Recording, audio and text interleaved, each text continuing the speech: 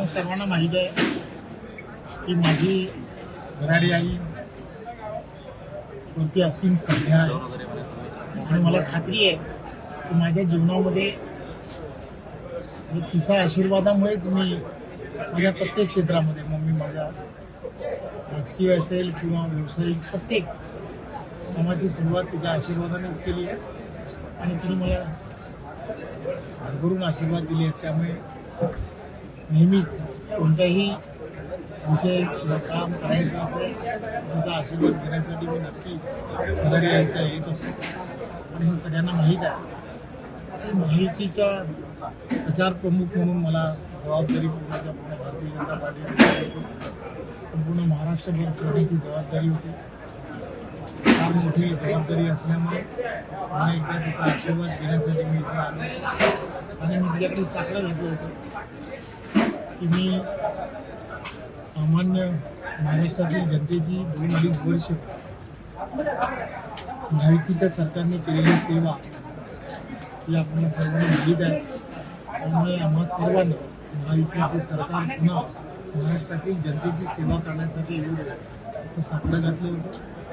आणि आपण पाहिलं असेल की भरभरून असं यश हे मिळालं आहे.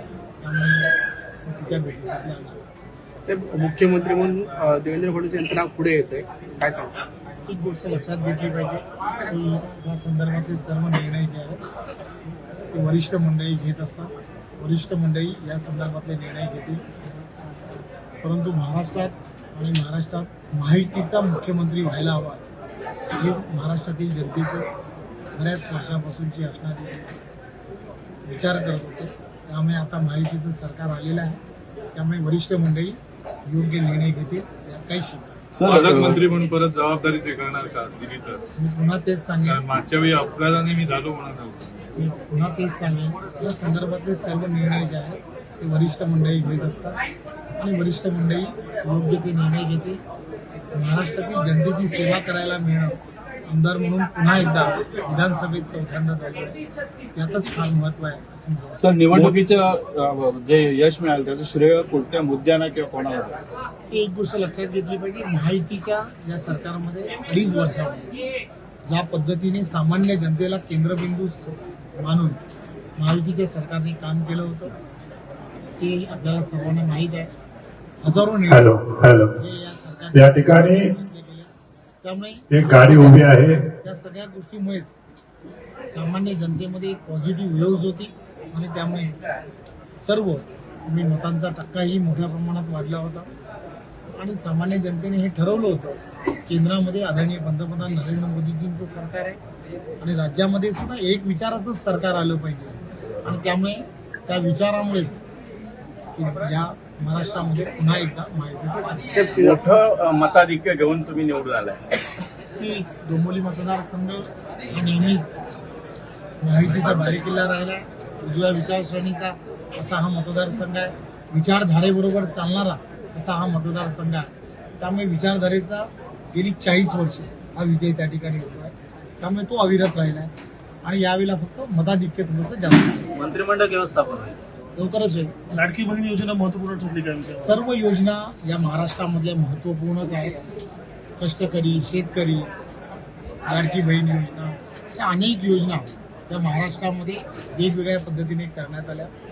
सामान्य जनतेला केंद्रबिंदू पकडून या सरकारने काम केलं होतं. त्यामुळे त्या सगळ्या योजनांचा कमी जास्त प्रमाणामध्ये हा माहितीच्या या पूर्णच्या पूर्ण सत्ता येण्यामध्ये सर्वात मोठं योगदान आहे. मी एकच तुम्हाला सांगेन की पूर्ण महाराष्ट्रामध्ये आपल्याला माहीत आहे की सिंचनाच्या बाबतीमध्ये जवळजवळ 180 प्रकल्पांना पुन्हा मंजुरी देण्याचं काम हे आदरणीय देवेंद्रजींच्या केलं. त्यामुळे हे सगळे जे फॅक्टर्स आहेत हे फॅक्टर्स सर्वात मोठी भूमिका हे करत होते.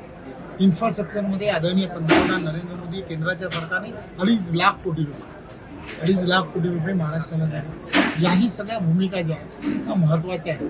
त्यामुळे केंद्र आणि राज्य या दोघांनी एकत्रपणे महायुती म्हणून विजयाच्या दिशेने उचललेलं प्रत्येक पाऊल हे या विजयामधलं असणारं महत्त्वाचं. कोकणात मोठ्या प्रमाणात यश हे महायुतीला मिळालंय, तुमचं मोठं योगदान आहे असं.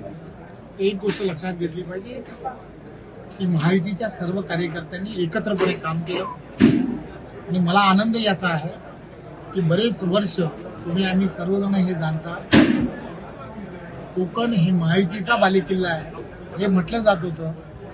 आता हे 100% पट्ट आहे. 39 पैकी 35 जागा या महायुतीच्या जिंकून आल्या आहेत. त्यामुळे उजव्या विचारसरणीला मानणारा हा संपूर्ण कोकण आहे हे पुन्हा एकदा सिद्ध झालं आहे. लोकसभेत सिद्ध झालं होतं, पुन्हा विधानसभेत सिद्ध झालं आहे. याचा अर्थ फक्त एवढाच आहे, विकासाला प्राधान्य या मतदारसंघांमध्ये मोठ्या प्रमाणात दिलं जातं.